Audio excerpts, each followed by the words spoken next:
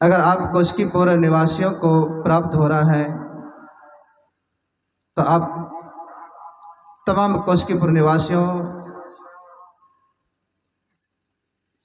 के लिए यह आशीर्वाद समझा जाए।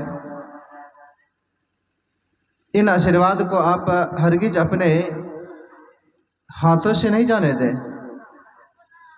आप सत्संगी है अथवा नहीं है,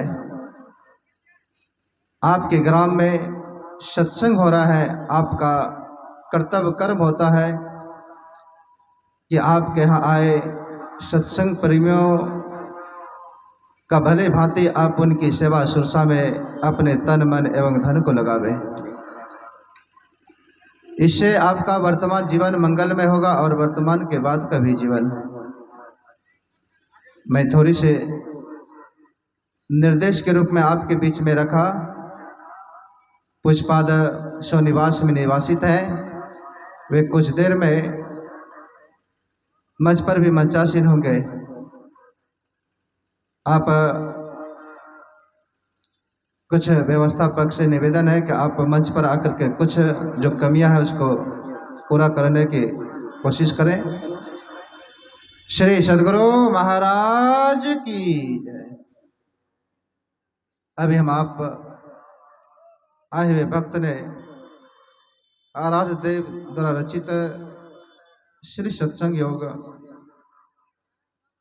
प्रथम भाग, द्वितीय भाग, तृतीय भाग एवं चतुर्थ भाग से अनुभवगम विचारों को श्रवण किए हैं। प्रथम भाग में वेद भगवान की वाणी को सुन रहे थे। वेद भगवान उपदेश कर रहे हैं। ओम युञ्जानः प्रथमं मनस्तत्वाय सविताधियम् अग्निर्ज्योतिर्निचाय पृथिव्या अद्याभरत। वेद भगवान उपदेश करते हैं कि हे मनुष्यों, जगत प्रसव करता ईश्वर का तत्व ज्ञान प्राप्त करने के लिए पहले बुद्धि योग, मानस योग, ज्योति का योग कर इस दिव्य भूमि को अपने अंदर अच्छी प्रकार धारण करे। बुद्धि योग सत्संग को कहा गया। सत्संग दो शब्दों के मेल से बना हुआ है, सत्य जोर संग। सत्य के संबंध में कहा, सत्य सोई जो विनसे नाही। सत्य वही है जिसका विनाश नहीं होता, अत्यंत अभाव नहीं होता है, उसकी परिसमाप्ति नहीं होता है। ऐसे कौन हो गए? संसार में जहां तक जो कुछ भी दिखाई देता है वे सब के सब असत्य है, सब के सब विनशने वाला है, समाप्त होने वाला है। एक ईश्वर परमात्मा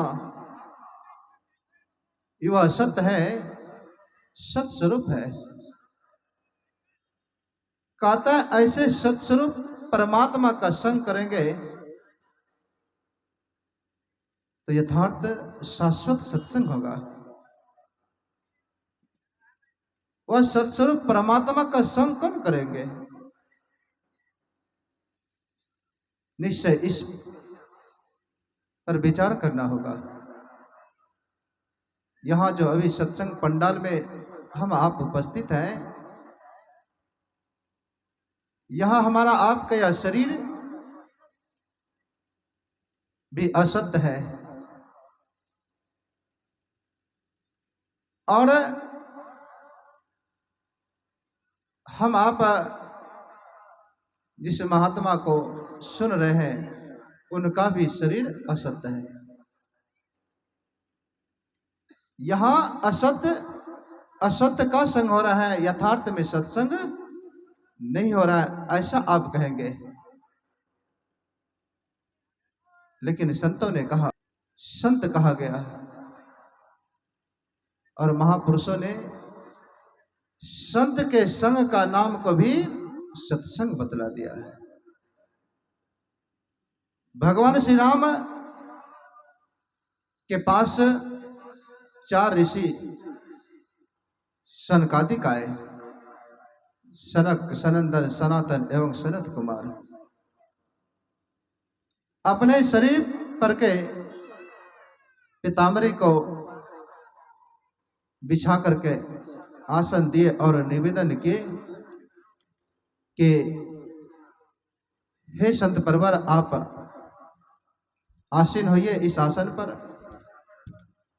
और दोनों हाथ जोड़ करके विनीत भाव में कहने लगे, बड़े भाग पाइए सतसंगा, बिन्ही प्रयास हुई भवंगा। हे संत परवर, मेरा बहुत बड़ा भाग है कि आज हमें सत्संग मिल गया। जबकि चारों ऋषि आए हैं, कोई उपदेश नहीं किए, कोई प्रवचन नहीं किए हैं, लेकिन भगवान श्री राम कहते हैं, हे संत परवर, आप आए और हमको सत्संग मिल गया। हम आप तो संतों के द्वारा दिए गए उपदेश को सत्संग कहते हैं, लेकिन यहां भगवान श्री राम के सम्मुख संत ने कोई उपदेश नहीं किए, कोई प्रवचन नहीं किए। सिर्फ भगवान श्री राम को उन संतों का संग हुआ है, उन साधुओं का संग हुआ है। इसलिए भगवान श्री राम ने कहने की कृपा की कि आज हमें सत्संग मिल गया, क्योंकि संतों के संग का नाम भी सत्संग होता है, दुर्लभ है। अगर हम आपको मिल रहा है सुलभता से, ईश्वर की कृपा समझ लेना चाहिए। तुलसीदास जी महाराज कहते हैं, जब द्रवहि दीन दयाल राघव, साधु संगति पाइए, जही दरस परस समागमादिक, पाप राशि नसाइए। जब परमात्मा की विशेष